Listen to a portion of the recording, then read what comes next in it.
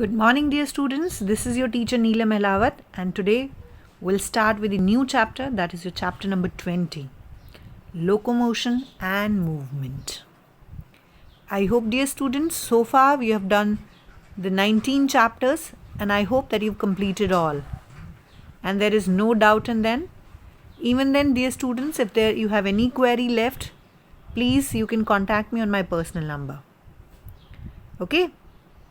So shall we start with today's topic? Right.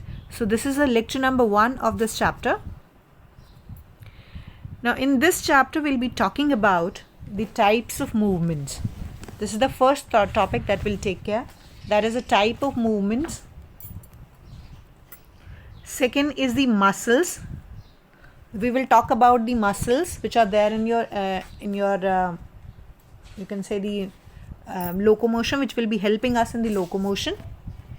Then the skeletal system, the joints, and lastly we'll be talking about the disorders of the muscular and the skeletal system. So we will talk about the following topics in the chapter, right? Dear students, as we all know that movement is one of the significant features of the living beings, isn't it? Animals and the plants, they exhibit a wide variety of movements. You must have seen the animals moving, you must have seen the man walking behind them, isn't it? So we have the human beings, or you can see the animals, they exhibit a wide variety of movements. Like you must have seen the protoplasmic movement of the amoeba. We know, dear students, amoeba is a unicellular organism. Right? It is a unicellular organism and it has finger-like projections, and these finger-like projections, they are called pseudopodia. Okay, they are called pseudopodia. What do we call them, dear students? They called as pseudopodia, and there is a streaming movement in the cytoplasm like this, circulation wise, and thus the amoeba moves. So this is a very simple movement which occurs in amoeba. Now in case of paramecium, right, in case of paramecium, it moves with the help of cilia. See, you can see very small tiny structures which are visible to you. These are cilia. So paramecium moves with the help of the cilia. While your Chlamydomonas, it moves with the help of the flagella. You can see the long tentacle-like structures. So these are the flagella. So your this, you can say, Chlamydomonas, it moves with the help of flagella, or you can say it exhibits the movements of flagella. While the hydra, it moves with the help of the tentacles. You can easily observe the movements of tentacles into it. So various organisms, they exhibit various movements. Human beings also, you can move your limbs, jaws, eyelids, tongues, isn't it? You can close your eyes, you can open your eyes. So even in human beings, we exhibit a wide variety of movements, right? Lifting your limb, holding you can say folding your arms. So various movements are there. Dear students, the movements that result in change of place or a location are called locomotions. तो जो movements हमारी जगह बदल देते हैं. Like suppose you were sitting here at this position A, and after some time you are at home, and then you came to school. By walking you came to school. So walking is a locomotion, right? This motion, or you can say the walking, is not a simple movement, but it will be called as a locomotion because of walking you have changed your place or the location. Clear? So are you clear what is locomotion? So the voluntary movements that result in the change of place or the location are called the locomotion. Like as I was saying, you're walking, you're running, a monkey is climbing on the tree. So walking, running, climbing, flying, swimming, these are all forms of locomotory movements. Okay, and the locomotory structures, it is not necessary that they are different from those affecting other types of movement. तो ये कोई ज़रूरी नहीं है students कि locomotory structures आपके पास कोई specialised हो. ये वही स्ट्रक्चर्स भी हो सकते हैं जिनसे आप कोई और फंक्शन भी कर रहे हैं. like as I'm talking about, in case of, you can see Hydra. Just now we've talked about that the Hydra exhibit movements of tentacles. Okay, and these tentacles, with the help of these tentacles, you can say with the help of these tentacles which this Hydra has, these tentacles, they can be used for locomotion and they can be used for capturing the prey also. So tentacles has a dual function here, right? The tentacles have a dual function. One, the Hydra will use these tentacles to capture the prey, and secondly, it will use it as a locomotion or locomotory organelle. In case of Paramecium, the cilia, we've already spoken about that there are small structures around this Paramecium. These are called the cilia, and cilia, it helps in locomotion as well as it helps in bringing the food. Okay, it helps in bringing the food to the cytopharynx. So through this structure, this is your cytopharynx in the Paramecium. So through cytopharynx, these cilia, they also help in bringing the food particle into the cytopharynx. So here the cilia has a dual function. One, they help in locomotion, and secondly, they help in bringing the food through the cytopharynx. While in case of Hydra also, the tentacles have a dual function. First, they help in capturing the prey, and second, they help in the locomotion. Okay. Like in human beings also, we can use our legs for changing our body posture. So in case of human beings, legs are used for changing the body posture, right? You can change your body posture, and as well as you can use them for walking. So legs can also be used as a locomotory organelle, right? So from the discussion, we can understand that movements and locomotion, they cannot be separated. Okay, they cannot be separated. They're quite related with each other, but there is one thing that we can say about it. First is, all locomotions are movements. Okay, all locomotions, they are movements, but all movements are not the locomotions. Let's understand this term. Suppose you are at home. Just I have given you an example a few seconds before. A is your home and B is your school. Okay, and you go by walking. You're covering this distance by walking. So when you're walking, there is change in place. You are shifting your position, isn't it? So this type of movement is called locomotion. Okay, this type of movement is called locomotion. So locomotion is a movement. Second, let's take an example. Suppose you are sitting at position A. Okay, you are sitting at position A. आप यहाँ पर सोफे पर बैठे हैं, and suddenly you slightly tilt yourself. You're tilting yourself. Okay, you're slightly tilting yourself. Have you changed the sofa? No. Have your position has been changed? No. So you are still sitting at the same position. So this is called a movement. It is not a locomotion. It is simply a movement. So all movements, they are not locomotions, but all locomotions, they are movements. Okay. The method of locomotion performed by an animal varies according to its habitat and the demand of situation. So आपका जो locomotion का तरीका है, किसी भी animal का जो locomotion का तरीका है, that depends on two things. One is the habitat and the demand of the situation.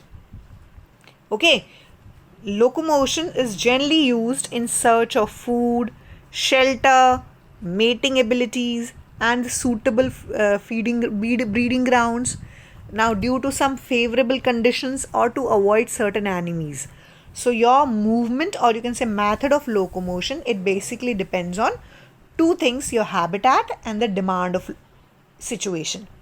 Now coming to the different types of movement, dear students, what are the different types of movements?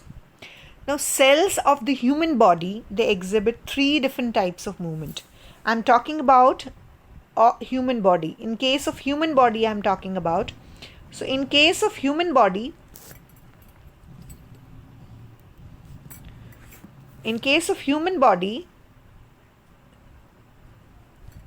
the cells exhibit three types of movements. First is amoeboid movement, second is ciliary movement, and third is muscular movement. Okay, so 3 types of movements are exhibited in case of cells of the human body. Let's study them. The very first is the amoeboid movement. Now this kind of movement is shown by the macrophages, the white blood cells, and one more, that is of amoeba. So in human body, macrophages and white blood cells, they show amoeboid movement. While other than this, the amoeba also shows the protoplasmic movements, and this movement also comes under the amoeboid movement. Okay, amoeboid, the amoeba-like movement. Okay, as the name suggests, amoeba-like movement. So obviously amoeba is an example of this, right? And certain cytoskeleton elements like microfilaments, they also participate in the amoeboid movement. So cytoskeleton elements also participate in this movement. Next is your ciliary movement. Ciliary movement means the movement which is shown by the cilia. Okay, can you see the ciliary structures here? Yes. So ciliary structure, it is obtained in the trachea. You know where is trachea, dear students? Yes, trachea is a part of your respiratory system. Okay, trachea is a part of respiratory system, and this movement of you can say the movement of cilia in the trachea, it helps in removing the dust particles. Okay, it helps in removing the dust particles. Let's see a better view of this. This is a next view of the trachea. In the trachea, you can see the cilia. So as the dust particles, they come through it, so it will trap the dust particles, and it will also certainly trap the foreign particles that come along with the air in your trachea. Then the ciliary movement is also observed in case of movement of egg. See, this is your ovary. Okay, this is ovary. Now ovary will release the egg, right? Ovary will release the egg. Let's use a different colored pen. So ovary will release the egg into the fallopian tube. In your fallopian tube, just have a look at it. The egg is moving, isn't it? And there is cilia, right? There are cilia. So this is your egg. So the movement of egg is also facilitated by the cilia in the fallopian tube. Okay. So your egg, it is moving. It is moving in fallopian tube. Right, everyone? It is moving in the fallopian tube due to the movements of the cilia. Okay. So the movement in your trachea as well as the movement in your fallopian tube. Now coming to the third movement, that is the muscular movement. Okay, dear students, the third movement is your muscular movement. In case of muscular movement, the muscles are involved, like the movement of your limbs, the movement of your eyebrows, the movement of your lower jaw, okay, the movement of your tongue. These are all muscular movements. Okay, these are all muscular movements. And dear students, the locomotion requires, right? These are simply the movements we have talked about. These are not the locomotion. Okay, locomotion requires a perfect coordination of 3 systems. Okay, locomotion will require coordination of 3 systems. That is your muscular system, your skeletal system, and your neural system. Okay, dear students. So can you name the 3 systems which bring about the locomotion? Yes, the 3 systems are muscular system, skeletal system, and the neural system. So these 3 systems, they worked in perfect coordination with each other to bring about the locomotion. Okay. Now coming to the muscles.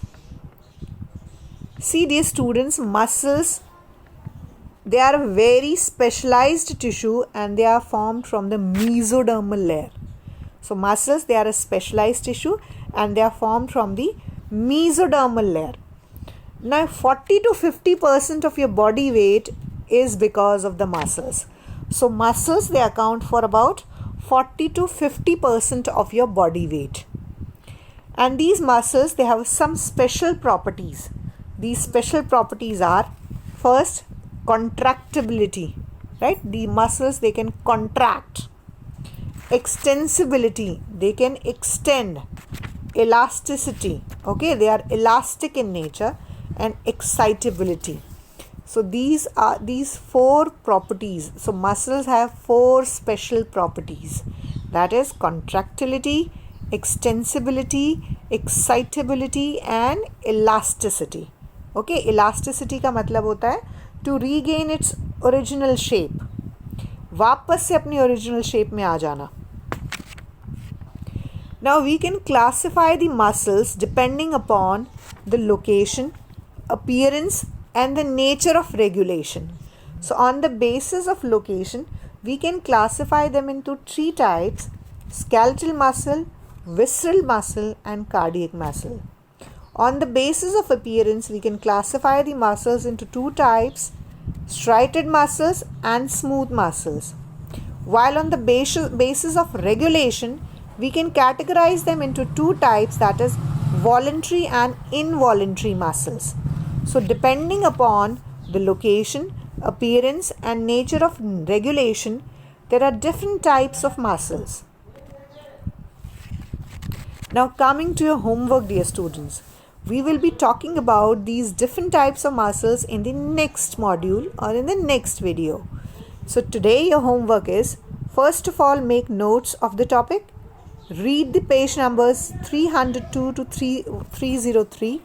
Just read everything. Go through your NCERT. Read every line. And if there is any doubt, dear students, you must send your queries or doubts on my personal number. Right, everyone? Okay. So that's all for today, dear students. Bye, everyone.